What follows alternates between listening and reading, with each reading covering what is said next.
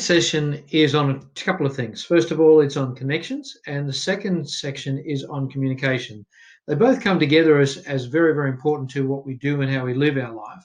But as we look at as how we reboot and look at our lives and see how our lives can be better served, we actually need to make sure that we have, moving forward, the right people in our lives and the right communication or the right way to communicate with them and with others that we're going to come across in life so that we can actually reboot, keep ourselves on track, and also help to get other people on track. It's our desire at Gap Coaching and Bridging the Gap that we actually keep you on track, but also create a ripple effect across those that we help and that we're helping to mentor and get involved in various things that we're doing. The first thing we want to look at is connections. There's a statement that we've often used. I know that perhaps you've heard it. Many people have, but it's who we hang around is who we become. And it's a very, very true statement because the more we hang around people that are negative, people who actually are getting us into a place of thinking in such a way that actually hinders us from moving forward, that limits our thinking, all of that kind of stuff, those sorts of people are the people that we don't need to be hanging around. If we're hanging around people who are positive, have positive mindsets, who have ways of actually doing things in innovation in their thinking, and they have a good way of thinking, well, those are the people we want to hang around as much as we possibly can.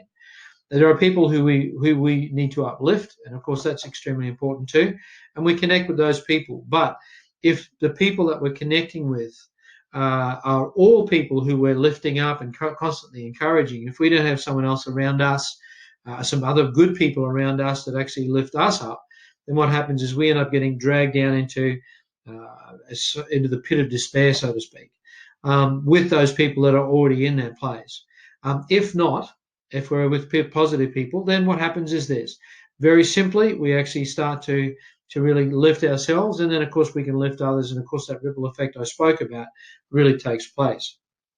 As a young child, we grow up, we have our parents, we have our guardians, we have people around us that are our influences, and of course we come into school, we have school friends, high school friends, and so on until we get to our workplaces.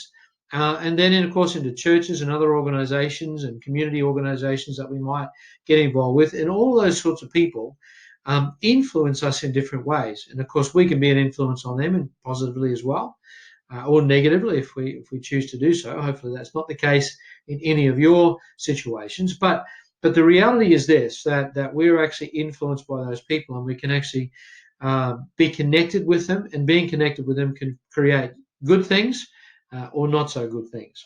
However, it's amazing now, we have to be very careful about this, how subtly we can allow ourselves to get taken away from our focus and our dreams in life.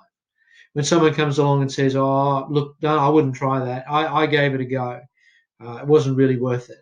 And yet, what they did and what you're about to do may even be the same thing. But the reality is that it's completely different for you because you're a different human being. You're a different situation. You have different talents. You have different abilities. So don't necessarily always listen to those people who say, oh, you can't do this and you can't do that. There are sometimes wise words from people who we can trust, people who are positive influences in our life.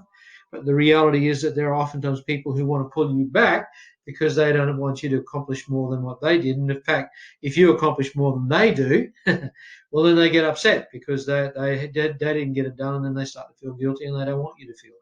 So that's connections. And of course, we need to, in simple terms, to finish off this section of what we're talking about today, connecting well, it's absolutely a total lifesaver for our lives. Now, let's go on to talking about, so we're talking about communication now and communication skills. So we're talking about connecting initially, so we've got to connect to the right people, and then we've got to learn how to communicate well with those people. The definition of communication, let me just read it to you. It's the imparting or exchanging of information by speaking, writing, or using some other medium. The reality is that communication in its fullest understanding is not a monologue, but a dialogue. Now, if you know the word mono and the word dia, those two words mean two different things. Mono means one, dia means two. And it's really quite simple in that communication is never about you giving a monologue, unlike what I'm doing right now. with you, but hopefully we'll get some communication back from you in terms of dialogue, in the sense of your feedback, in the sense of how you actually relate to what I'm talking about. But nevertheless, when it's communication, it's always about the dialogue. And in saying that, communication is about this. So we actually have two of these and one of these. And that means that, I guess in that sense, God has given us two of these to say this is twice as important to listen as it is for you to have a speak. It says that we're supposed to be slow to speak and quick to listen. And it's very important to do that. When communicating, we must make sure that what we say then is clear, and from the response we get, that it's understood, and if required, could be relayed by that person to another person, knowing what's been said and also what's been portrayed, the meaning of that conversation. In other words, when we speak, we should speak very clearly with clarity that comes across, so that we actually are able to speak to someone else, teach someone else, train someone else, or even just get the point across well. But in saying so, when you actually listen, stop and listen after you've spoken something, and get the feedback from the person, you've got to make sure that they heard you correctly. And in terms of being the listener in that kind of a conversation, you've got to listen very carefully and then be able to repeat back to the person and say, this is what I understand this to be. And that's oftentimes what I use these days. And in fact, in many cases, when I was mentoring apprentices on the road, I would say to them, look, this is what we're learning today, this is what we're going through, and everything else. And then I'd say, okay, so what did you get out of that today? What was your feedback? What's the most important things that you got out of that conversation?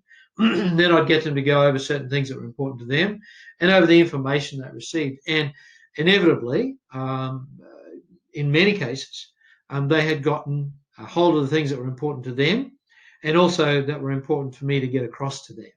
And that was important for them, for their growth, for their change, and of course for them to get the light bulb moment for themselves. So communication can be brought through many mediums these days as well. Of course, we have so many forms of social media, written means, of course, such as emails, and of course the good old-fashioned letter, on the telephone, through medium like this, through live video these days, and the calls that we're using, particularly during the difficult periods that we've been going through. There's a lot of that kind of stuff. But what we do find is that sometimes in the written word, it's sometimes difficult to portray the things that we want to say. I know that for a fact, that sometimes when I've sent SMSs to people, or even emails to people, and they've written to me, and I thought, man, that sounds a bit odd, or that sounds a little bit kind of forthcoming. The words sound a bit blunt, or a little bit too firm, if you like, or too aggressive maybe, or assertive. And then at the end of the day, when you talk to them, or when you write back in a kind of a gentler sort of way, shall we put it that way, oftentimes it'll come back as, hey, look, I'm doing great and everything else. They're just trying to be administratively good. Sometimes people are very analytical and they just write in bullet point. And the way they write isn't necessarily who they are as a person. So we've got to be very careful about how we understand communication. Communication in its best form is being able to, have a good face-to-face conversation. But let me just go through a couple of things about communication that are paramount to actually understanding what communication is all about, the levels thereof.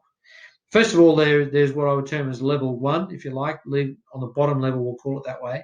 And that's the morning grunt. That's the morning grunt. When you get up in the morning and someone says to you, good morning, and you go, ugh. That's that kind of thing. That's that grunt that sometimes we can have. The next level up is what we talk about when we talk about our stuff. We talk about our favourite footy team. We talk about, something, either shopping, or we talk about the weather. The weather seems to be a common conversation that we're often talking about. In times of, I guess, when we're talking about something that's going on that's common to all of us, we'll talk about that as well. So that's kind of the next level up. And again, it's very superficial, very shallow kind of conversations. The next level of communication I want to talk about is body language. In my case, what I'm doing here with my hands open, what I do is I try to be open in my communication to you and to show you that. In doing this, it means that I'm opening myself to you, my mind, my heart, myself to you, so that you can understand what I'm talking about. And I try to be as open to you as I possibly can. It's one aspect of body language. There's so much more. There's a great book and books written by Alan Pease back in the 80s and 90s, and they still work today. If we end up doing this kind of a thing when we're talking with people with a furrowed brow, more than likely that's showing that we're closed off to that conversation or to that particular thing that person's saying. So you understand what I'm trying to say when you talk about body language. But nevertheless, we see signals and we understand signals about what body language is all about. If we raise our eyebrows in a situation, it could be surprise. It could be any one of those things that go with, or it could be the fact that you're frightened. It could be the fact that you are, oh my gosh, this is amazing. Any one of those things. But in this situation, we know that those are signals that go with body language. Nevertheless, it's worthwhile looking out for and being aware of the body language that comes around. And there's a level of vulnerability that I believe is probably starting to get into the top level or the better levels or the deeper levels of communication. And it means that we, in this sort of a situation, we need to be honest, we need to be open, and we need to be vulnerable with people. That word vulnerable is a very difficult word sometimes to really take care of and to understand. It's actually about being our real self. It's about being open to the person that you're talking to and being real with them. It's not always easy to do that. It's not always simple to do that, but it's the best kind of conversation. It's the most real. It's the most important kinds of conversations that we can have. It's not that we have to have D&Ms every day, but the reality is this, that when you actually have a deep and meaningful conversation, oftentimes it releases things, it relieves you of things, it relieves burdens on your thinking. And when you're open and honest with people, it means that you're not trying to hold back things, you're not trying to put walls up and all that kind of thing. So they're the modes of communication that we're talking about today. And in all of that, with the course that we've been going through with this reboot challenge, this reboot intensive, what we've been talking about, we've been talking about how that we need to be open and honest and change and make better choices and of course change our belief systems and having honest conversations with people around us, being accountable to that, being accountable to those changes. And of course that's where the conversation comes in here.